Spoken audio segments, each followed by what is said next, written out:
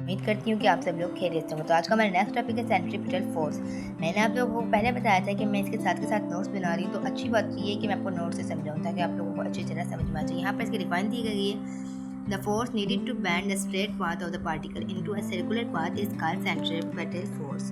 The force needed to bend the straight path of the particle into a circular path is called centripetal force. यानी कि वो force जो हमें एक straight line को circular path में मोड़ने के लिए यानी कि चलाने के लिए हमें ज़रूरत पड़ती है, उसे हम सेंट्रीपिटल फोर्स का नाम देते हैं। इसकी जो डायरेक्शन होती है is perpendicular to the transitional velocity at each other point. मैं आपको इसे नोट से ज़्यादा बताऊंगी, ज़्यादा अच्छा हो जाएगा। टॉपिक बने हुए हैं वहाँ पर। Centripetal force, the force which bends the normally straight path of a particle into a circular path is called centripetal force. Direction बता रखी है, यूनिट डायमेंशन बताया हुआ है इसकी।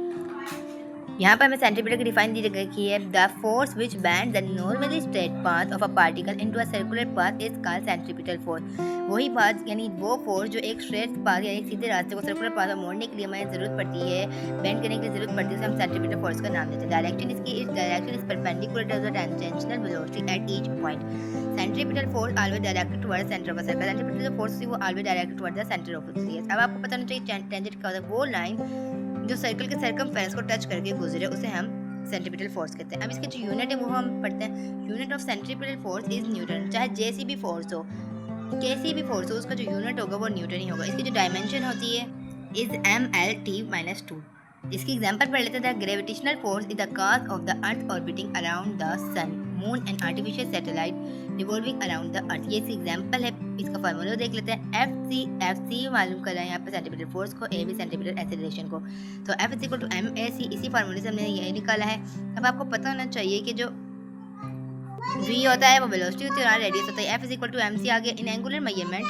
सो एफ से हम इनका एंगुलर मेजरमेंट निकाल देते हैं। तो इस फार्मूले को हम बता देते हैं कि जो r और w होता है वो v होता है, जबकि F C is equal to, जब हम r और w ओमेगा यहाँ पे लिख देते हैं तो फिर r को r से कैंसिल कर देंगे तो एक r बचेगा। तो f is equal to mass radius and omega का स्क्वायर आ जाएगा। अब एप्लीकेशन ऑफ सेंट्रीपिटल फोर्स बता रहा है कि यहाँ पे क्रीम सेपरेटर है, ड्रायर ऑफ वॉशिंग मशीन है एंड सेंट्रीफ्यूग है। आगे हमारे पास बहुत सारे टॉपिक है, आज हम बस सेंट्रीपिटल फोर्स ही डिस्कस करेंगे।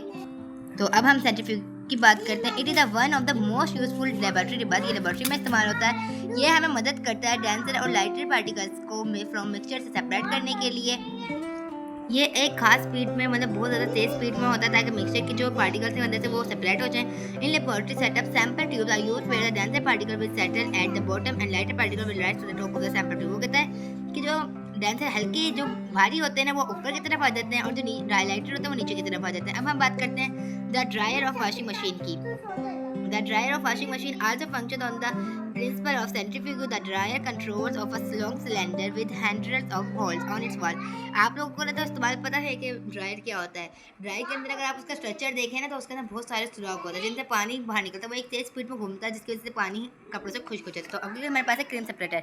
ये भी एक प्रैक्टिकल डिवाइस है जो हमारी मदद करती है दूध में से क्रीम को अलग करने के लिए। तो in this machine milk is well repelling. यहाँ पे भी तेजी से घुमाया जाता है। एक खास मिकदार एक स्पीड होती है जो हमें सेंटीमीटर फोर्स के अंदर लेकर आती है।